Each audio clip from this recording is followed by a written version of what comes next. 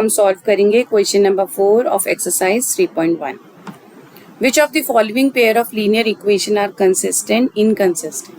पहले हमें निकालना है कि कौन सी इक्वेशंस कंसिस्टेंट हैं और इनकंसिस्टेंट हैं, और अगर ये इक्वेशंस कंसिस्टेंट हैं तो उनके सॉल्यूशंस निकालने हैं हमें ग्राफिकल मेथड से. ओके, ग्राफिकल मेथड को अगर आप समझना चाहते हैं तो आप मेरी वन शॉट वीडियो देख सकते हैं, वहाँ से आपको ये प्रॉपर मेथड समझ आ जाएगा.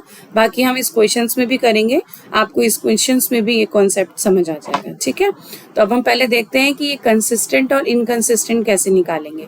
कंसिस्टेंट और इनकंसिस्टेंट निकालने के लिए हमें रेशियोज देखने पड़ेंगे. दैट इज A1 जैसे इसमें है 1 क्योंकि ये x का कॉफिशिएंट होता है, A2 इसमें है 2 इस इक्वेशन में, एंड B1 इसमें है 1 एंड B2 इसमें है 2. ठीक है, C1 इसमें है 5, ये हो गया C1 एंड ये हो गया C2 हो गया 10. पहले तो हम देखें कि इक्वेशन आती क्या है. A1 अपॉन A2 हमारे पास आता है 1/2, B1 अपॉन B2 हमारे पास आया 1/2 एंड C1 अपॉन C2 भी आ जाएगा 1/2. 5 2 10, ये हो गया 1/2.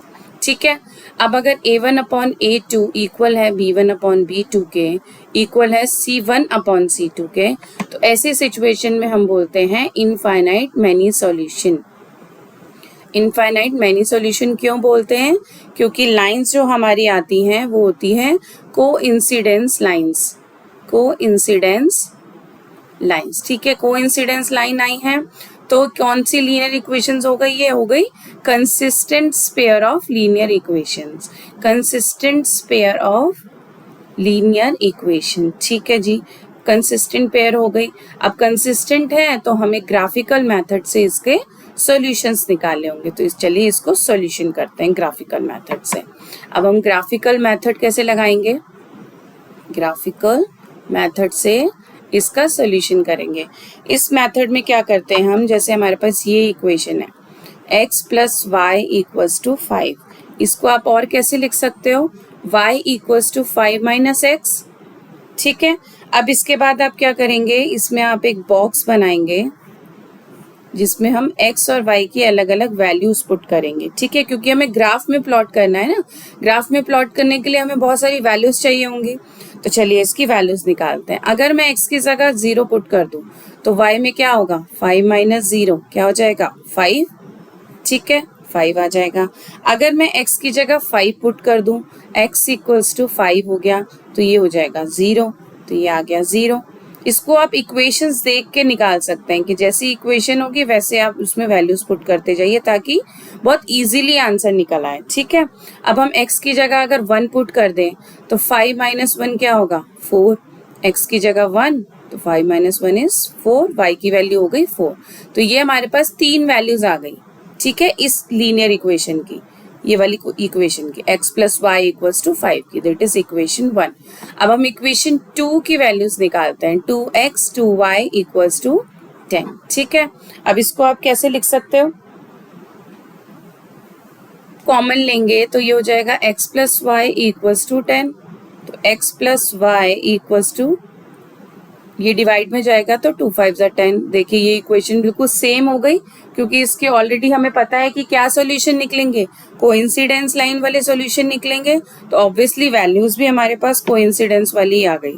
ठीक है, तो इसमें क्या हो गया? y equals to 5 minus x हो गया. अब हम सेम वैल्यूज पुट नहीं करते हैं, हम थोड़ा सा डिफरेंट कर देते हैं. ठीक है, x और y अगर हम लेंगे वैल्यूज तो हमने 0 और 1 पे तो देख लिया. अब हम x की जगह 2 पुट करते हैं तो y की क्या वैल्यू आ जाएगी?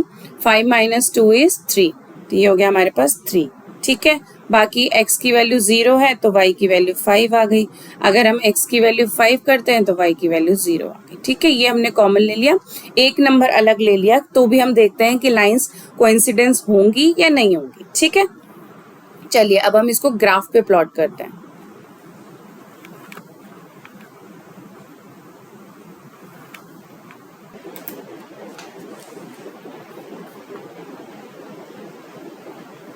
पहले मैं यहाँ पे एक बॉक्स बना लेती हूँ x और y का.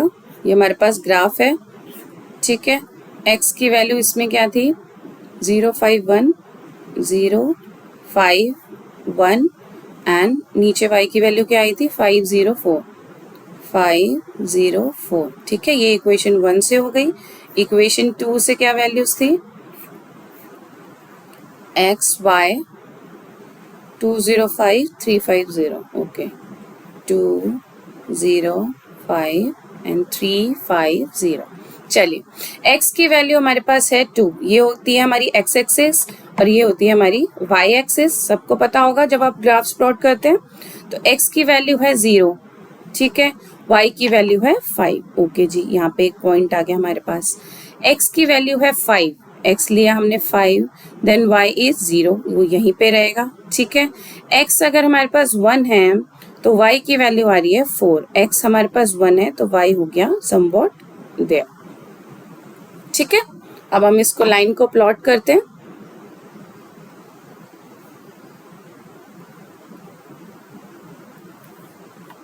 मैं इसको प्लॉट करूं तो ये ऐसे जुड़ेगा। See, it's a straight line. Okay, ये हो गया हमारे पास, ये स्ट्रेट लाइन हो रहा है। इसको मैं थोड़ा सा और इसको सही कर देती हूँ।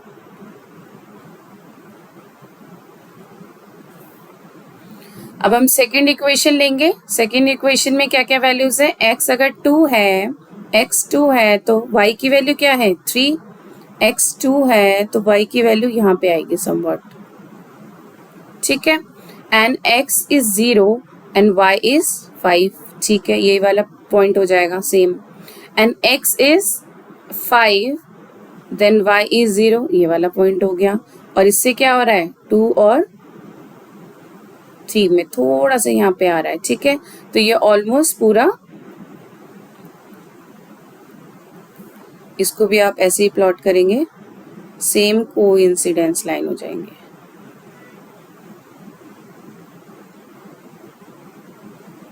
They are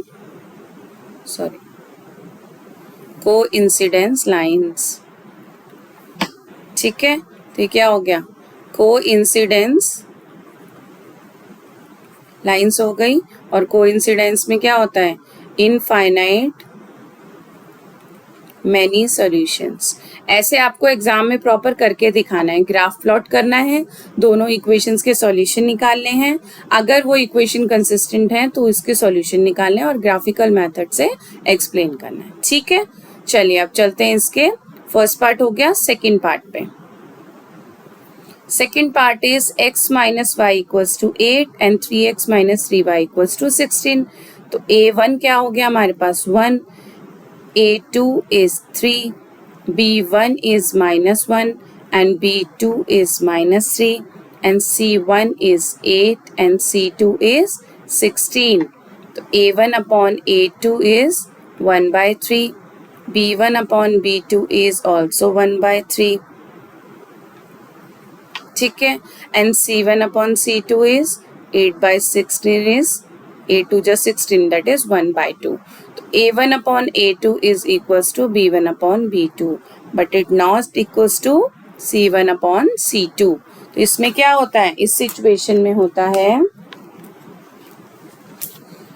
the lines are parallel. Parallel lines होती हैं, पैरेलल लाइंस हैं तो कोई सॉल्यूशन नहीं निकलेगा, no solution. So they are inconsistent pair of equation. अब ये इनकंसिस्टेंट है तो हमें ग्राफिकल मेथड प्लॉट करना ही नहीं है। ठीक है, क्योंकि वो पैरेलल आएंगी, कोई सॉल्यूशन निकलेगा ही नहीं उनका। ओके, चलिए फर्स्ट एंड सेकंड पार्ट हो गए। अब हम चलते हैं इसके थर्ड पार्ट पे।